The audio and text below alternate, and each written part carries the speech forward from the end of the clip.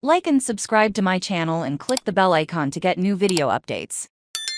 Analysis: what Kazuo Uedas' past says about the Bojs' future. Despite the huge consequences of their actions, central bankers often make their decisions in a gray cloak. While deviations from interest rate calls are not uncommon and can turn doubters into heroes when things are not going well, those in the minority usually arent major league rebels that makes it hard to guess what people will do when they move to the corner suite. Conditions at the time matter more than philosophy. Japan could become a strong example of this, as late Friday news broke the markets when Kazuo Uedas was set to succeed Hirohiko Kuroda as Bank of Japan governor. Investors didn't have much to do. Some narratives drew on his academic background and compared him to Ben Bernanke, who headed the Federal Reserve from 2006 to 2014 and propelled the US into the world of Japanese-style easy money. But it might be more interesting to take a closer look to Uedas' time on the Bojs political board several decades ago. Specifically, his reflections on the bank's mistake in August 2000 when the Boj raised interest rates and Uedas voted no. In hindsight, it looks like a great decision by Uedas. That surge came as the world was about to enter a slowdown that forced the Boj into a humiliating retreat the following year. But a reading of bank reflections late that fateful summer does not suggest Uedas had a radically different perspective. He just figured there was no rush to raise borrowing costs. Crucially, he thought the cost of delay would be small. Wouldn't it be better to see if the encouraging but still modest rise in prices holds up? And third, measured against inflation trends, the cost of waiting would be negligible. He added that his assessment of the economic situation does not differ significantly from that of other members. The parallels to the current debate about Japanese monetary policy can hardly be overlooked. Just as then, many are now urging the Boj to rush out and join the rest of the world in normal politics, even as many fear the bank's work is not even half done.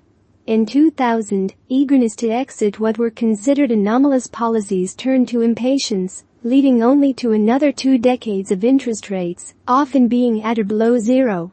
In 2023, Japanese wages will rise, but probably not enough to prevent inflation from falling below 2% again, as the cost of imported fuel and food falls.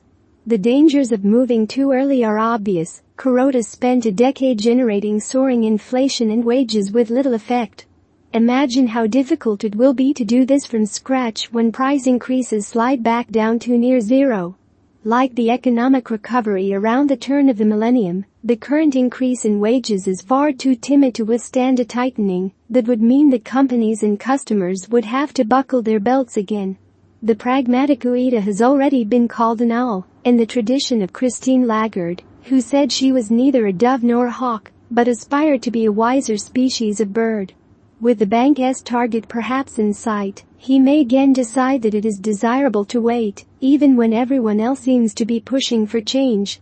While the cost of waiting on this occasion is not negligible, the cost of an early exit from yield curve control would still be higher. The global climate generally favored rate hikes. The Fed and other group of 7 nations were in the midst of tightening campaigns.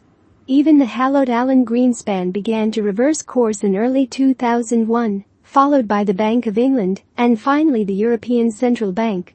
So while the Boj debacle did irreparable damage to then-Governor Masaru Hayami's reputation, he had illustrious company as to the nature of the mistake. Central bankers may object for a variety of reasons.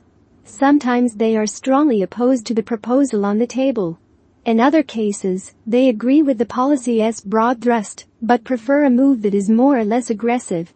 They can even disagree with the language in the statement while voting with the majority. At other times, skeptics are aroused by the need for board members to be on the same page at momentous times. And sometimes there are just real shockers. A 2007 Bojs decision resulted in Governor Mervyn King and 3 other officials being overruled by a board that narrowly chose not to hike. With a little more time, as Uedas suggested, things could have turned out differently.